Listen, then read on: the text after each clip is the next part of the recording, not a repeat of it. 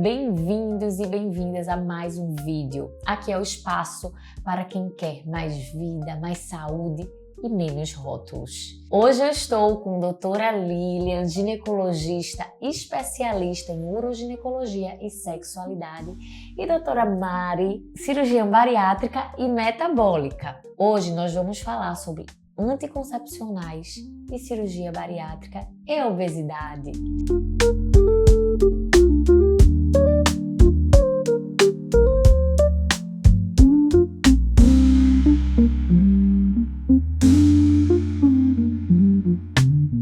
Mari, clássico, né? Você já escutou a frase, doutora, eu tenho obesidade já há anos, eu não consigo engravidar, não utilizo nenhum método anticoncepcional, afinal, não engravido mesmo. Qual a sua primeira conduta para essa paciente, Mari? Bom, prazer estar aqui com vocês hoje, falando sobre esse assunto, né, que é muito comum nos nossos consultórios. E essa frase nós todos já ouvimos, né, várias vezes. Inclusive, quando a paciente vem pra gente para fazer cirurgia bariátrica com obesidade, quando a gente está conversando, falar sobre anticoncepção é uma coisa que é muito comum. E quando a gente pergunta, usa algum método contraceptivo? Muitas falam, não, nem preciso, porque eu não menstruo, não engravido há anos. Então, eu não engravido, eu nem preciso usar. E a gente fala, não é bem assim, você precisa usar e você precisa acompanhar como especialista. Então, sem dúvida, a gente sempre pede na primeira consulta já para marcar com a ginecologista, para investigar, porque muitas vezes essa obesidade está associada a uma infertilidade, uma anovulação que essa paciente nem sabia, por isso ela não menstruava, e também para avaliar a anticoncepção, né? Exato. Pensando na cirurgia bariátrica, a gente sabe que tem uma relação importante de anticoncepção com a obesidade, a cirurgia bariátrica. A gente precisa que essa paciente esteja bem protegida até para o pós-operatório. Então, sem dúvida, a gente pede auxílio para vocês, ginecologistas. Excelente. Lilian, a paciente foi para você. Mariana mandou para o seu consultório. Por que essas mulheres não menstruam, não têm um ciclo regular? E como é que a gente conduz essa situação aí?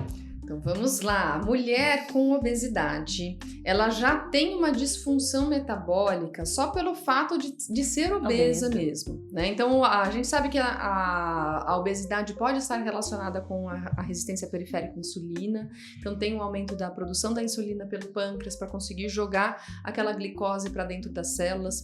Isso por si só já é um fator de risco para a anovulação, porque também tem um processo dentro do ovário que dificulta a ovulação.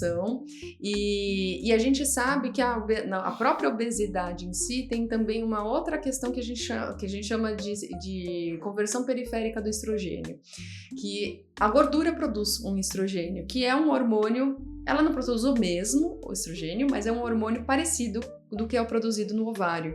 Aí o ovário fala, já estão produzindo para mim, não preciso mais, né? Vou descansar.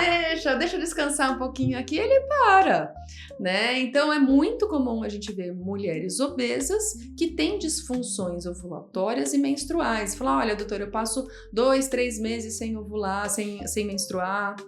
Quando menstrua, vem um sangramento mais aumentado, então ela tem disfunções desse ponto de vista aí de ovulação e, claro, se não ovula, não engravida também, né? E aí nessas mulheres a gente também fala assim, ok, a chance de engravidar é menor, mas isso não quer dizer que não engravide. Exatamente. Isso porque, assim, ok, não ovulou esse mês, não ovulou o outro, mas quem me diz o próximo? Né? Então, ele funciona, o ovário tá funcionando, é que ele funciona irregular.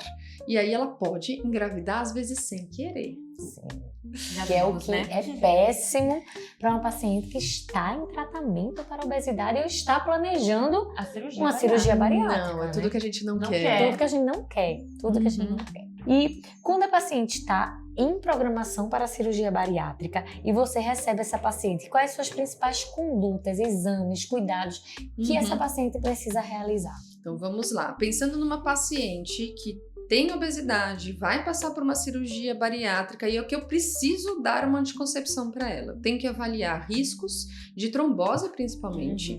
O simples fato de ser obesa e passar por uma cirurgia, qualquer uma, ela já tem um risco de trombose aumentado. Então, já é um fator de risco para trombose, tem que pensar em alguns anticoncepcionais que não aumentam esse risco de trombose. Eu preciso ver efeitos colaterais que ela tem ao longo do ciclo. Então, se ela tem cólicas, muitas mulheres, às vezes ela tem a obesidade, mas tem associação também com uma endometriose, por exemplo. E a endometriose, ela é uma doença inflamatória pélvica, que são focos muito parecidos com as células que estão dentro do útero, que é o endométrio, mas está fora do útero. Então, toda vez que ela tem o ciclo menstrual, você estimula o endométrio, que se não engravidou, vai lá, sangra, tem a menstruação, mas estimula esses focos que estão fora do útero e eles são ativos e pode sangrar para dentro da barriga. Isso dá muita cólica, né? Não é patognomônico, então assim, uma pessoa que tem cólica tem endometriose? Não. Mas a gente sabe que ela tem um processo inflamatório ali. E a gente sabe que muitas mulheres têm endometriose e não têm sintomas, mas tem mulheres que têm endometriose, às vezes mínima, com muitos sintomas, muita cólica, tem dor da relação sexual. E essas mulheres, às vezes, não se beneficiariam de métodos locais. Então, se eu vou colocar, por exemplo, um DIU de prata, um DIU de cobre, que aumenta a inflamação pélvica, é pior. Legal, não tem hormônio, não vai dar trombose, mas vai dar uma cólica absurda. E é péssimo para nossos pacientes de cirurgia bariátrica, porque sangra muito. Exato. E esse sangramento, ela não quer que ela sangre. Recente, a gente não quer, porque a deficiência de ferro tá aí, Exato. É uma luta. Então, DIU de cobre, eu acho que pra cirurgia bariátrica é muito ruim. ruim. E aí a gente pensa também nas outras doenças que precisam ser compensadas e efeitos colaterais que ela tem de pré-menstrual. Muitas mulheres têm enxaqueca, né? Então a gente sabe que a enxaqueca, ela também é uma doença inflamatória. Então, assim, vem tudo meio junto, né? Essa paciente é um combo. Se vem enxaqueca com aura, né? Que é ver pontinho brilhante, mancha preta, é uma paciente de maior risco para trombose também. Então, são pacientes que eu não posso usar anticoncepcionais que tenham estrogênio na sua fórmula. Então, são vários fatores de risco que eu tenho que ver se eu posso usar pílulas que contêm estrogênio ou se eu vou partir para anticoncepcionais que é só progesterona ou se anticoncepcionais que não têm nenhum tipo de hormônio. Então, e aí nessa paciente que é obesa, eu tenho uma tendência de procurar anticoncepcionais só com progestagênio, tá? Porque eu sei que a combinada, né, estrogênio mais progesterona tem mais risco de trombose, todas elas, algumas mais, outras menos, mas tem mais risco de trombose, e eu sei que a que sem hormônio tem mais risco de sangrar. Então a gente acaba indo pro caminho do meio aqui. Exato. E o uso de anticoncepcionais muda para quem tem obesidade, nós acabamos de ver. E uma pergunta, né, Mari, que os pacientes sempre perguntam. Se os anticoncepcionais engordam. É muito comum. Essa paciente está assim, passou a vida toda, todo mundo falando que a obesidade é culpa dela. Então ela vai evitar qualquer coisa que engorde. Vamos lá. Alguns anticoncepcionais podem dar retenção hídrica.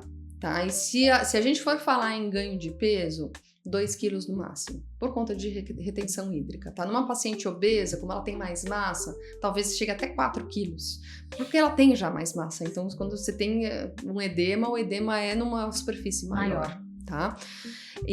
Mas é edema, né? Então, a partir do momento que a gente tira aquele anticoncepcional, você tira o edema. Então, não é gordura, tá? Mas a gente sabe que elas se preocupam super com isso, e aí o que eu diria pra você é que não usar o anticoncepcional às vezes vai engordar mais do que usar, porque eu tô controlando a parte metabólica dela. Então, ela vai ter, por exemplo, sem anticoncepcional, que a gente vê muito comum, ela tem uma TPM absurda, com uma fome de doces, 10 dias antes da menstruação, que ela taca a geladeira de madrugada. Sim. E com anticoncepção, não quer dizer que ela vai mudar esse padrão, porque tem muito daqui também. Tem a compulsão alimentar. Tem outras questões, tá? Mas pelo menos eu tô regulando a parte hormonal dela para que não seja mais um gatilho para ela ter essa TPM, tá? Mesmo nos anticoncepcionais só com progestagênio, ele tem uma ação na TPM também. Então, a gente tem uma boa resposta. E o DIU, e aí dentro de todos os anticoncepcionais. Vou falar o geral dos progestagênios, Isso. tá? Os tipos de Os tipos de anticoncepcionais, tá? Perfeito. Os progestagênios que a gente tem o via oral. A gente tem uma tendência a não ir pro via oral para essas mulheres, principalmente porque ela vai passar por uma bariátrica, tem síndrome desabsortiva e pode ser que ela não absorva aquele anticoncepcional. Injeção, se a gente for ver dos anticoncepcionais que mais engordam, é a injeção. Porque a injeção é de depósito. Então, você dá aquela injeção, geralmente ou é mensal ou é trimestral, e ela fica lá depositada e ela tem uma ação que continua mesmo depois desse período. E aí, às vezes, tem uma retenção hídrica muito maior. Eu também não costumo indicar. Tem o implante, que aí hoje em dia a gente só tem um que se chama Implanon, que coloca no braço. Ele tem uma liberação de hormônio de pouquinho em pouquinho ao longo de 3 anos. Já pensou? 30 anos! Não, isso é um sonho, né? Botou jovem, aí é uma esterectomia. Aí não E aí ela faz o implante faz o bloqueio da ovulação e também, muitas vezes, o bloqueio da menstruação. Não é 100% de chance que ela vai parar de menstruar, tá? A maioria acaba parando de menstruar, mas tem algumas que continuam a menstruar e menstrua todo mês, num fluxo, inclusive, normal. E, por último, não menos importante, o DIU, né? Então, para quem não conhece, isso aqui, ó. Então, o DIU nada mais é do que esse dispositivo aqui. Ele é bem pequenininho, tá? E aqui, ó, desse tamanhozinho. Esse é um tipo de DIU, existem vários tipos, mas numa mulher obesa, o que eu mais indico é o DIU que tenha progesterona e principalmente uma progesterona que iniba a menstruação. E aí o que a gente tem no mercado hoje é o Mirena, né? Tem outros no mercado com doses menores, mas a chance dela entrar em amenorreia, né, não menstruar, é mais baixa. A gente prefere esse daqui, tá? Como que ele funciona, né? Isso daqui é só um dispositivo, tá? Não se assustem, isso daqui é só o dispositivo de como que a gente coloca esse DIU. Isso pode ser feito em consultório ou às vezes até por sedação, dependendo da sensibilidade da mulher, mas em consultório vai super bem. A gente usa anestesia local. Aí eu fecho o DIU aqui, a gente faz um especular que parece como se a gente fosse colher o Papa Nicolau, né? Abre o espéculo, limpa aquela região. Eu dou anestesia no colo do útero, que pelo menos dá um conforto maior. A gente mede qual que é o tamanho do útero por dentro, coloca, abre o DIU lá dentro e solta. E aí vocês percebem que fica um fiozinho aqui, tá? Esse fiozinho fica para fora do colo do útero e que é importante que ela saiba, porque já vi mulheres que acharam um fiozinho na vagina, puxaram e puxou o DIU. Então tem esse fiozinho, deixa lá, porque ele que tá mantendo o seu DIU no lugar. E ele age como? Essa região aqui do meio, ela libera a progesterona dentro do útero, fazendo com que você diminua a formação do endométrio nessa região. Então, ela acaba não tendo endométrio para menstruar, por isso que a chance de não menstruar é muito grande. Ele não vai parar de ovular, então, do ponto de vista metabólico, continua tudo igual. E o que acontece é que ele diminui também a função da tuba uterina. Mesmo que tenha uma ovulação, o óvulo não consegue passar. O ambiente que ele queria aqui é um ambiente hostil. Se tiver espermatozoide não consegue passar, ele fica meio goleiro do gol ali, não deixando a galera se juntar, entendeu? E a ação acaba sendo menos prejudicial para a mulher, porque aí o risco de trombose acaba sendo muito baixo. O risco de ter efeitos colaterais também acaba sendo muito baixo. Então, é um dispositivo que a gente escolhe bastante para essas mulheres.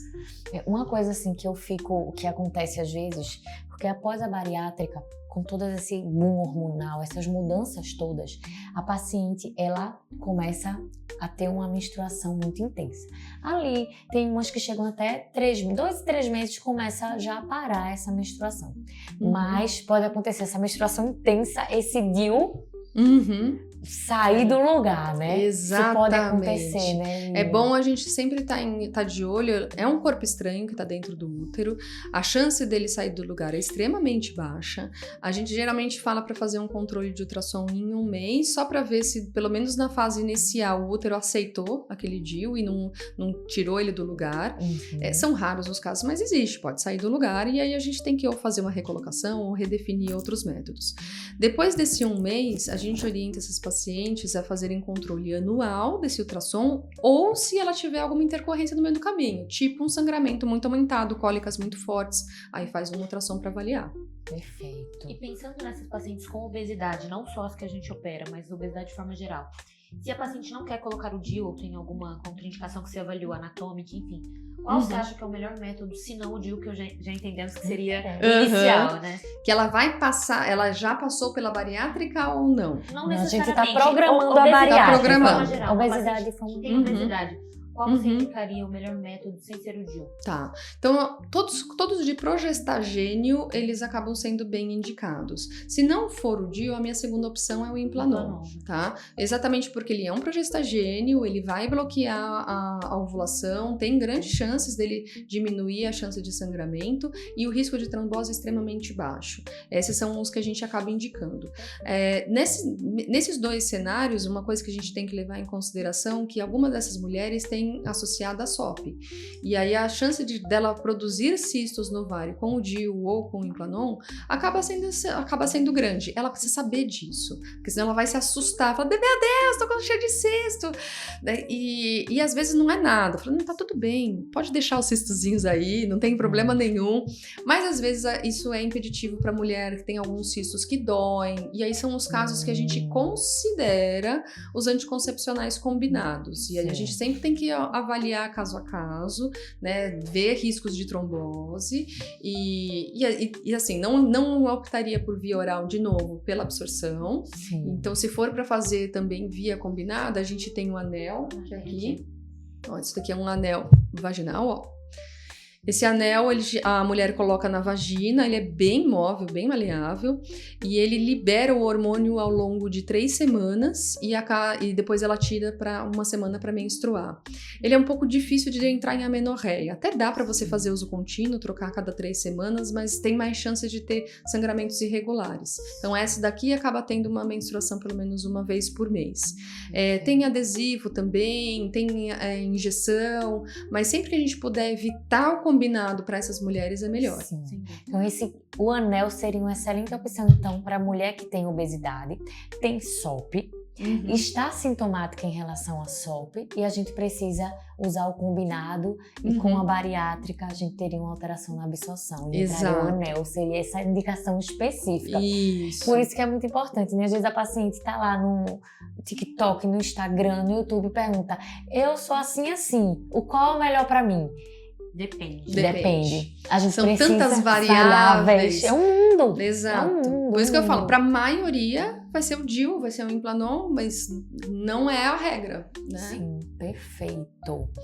E uma coisa que a gente sempre faz, Lilian, antes da cirurgia, a gente geralmente suspende o paciente e a gente pega essa mulher, né, tá recebendo essa mulher no consultório e ela tá em uso de anticoncepcional combinado, estrógeno e progesterona, e a gente tá preparando para a cirurgia. A gente sempre pede que ela suspenda no mínimo 2 meses antes para a gente poder realizar a cirurgia devido ao risco de trombose. Tá. Esse é o tempo ideal?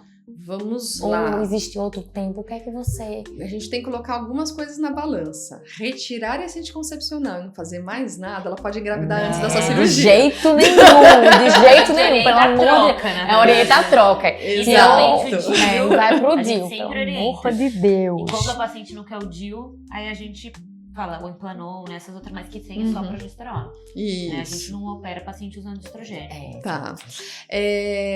O risco existe de trombose, tá? Então, a gente tem na medicina uma tríade que se chama tríade de Virchow, né? Então, hipercoagulabilidade, que é o que o próprio anticoncepcional dá. Então, todo o estrogênio, ele aumenta, deixa o sangue um pouquinho mais grosso e aumenta a chance de formar coágulos.